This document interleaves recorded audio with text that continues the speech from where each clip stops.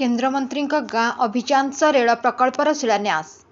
आज केन्द्रमंत्री धर्मेन्द्र प्रधान तालचेर गस्तरे आसी धरमपुर लाभार्थी महिलांक सह आलोचना पर तालचेर हांडीधुआ ठारे रेल प्रकल्पर शुभ उद्घाटन प्रधानमंत्री वीडियो कॉन्फ्रेंसिंग जरिया कराइछंती।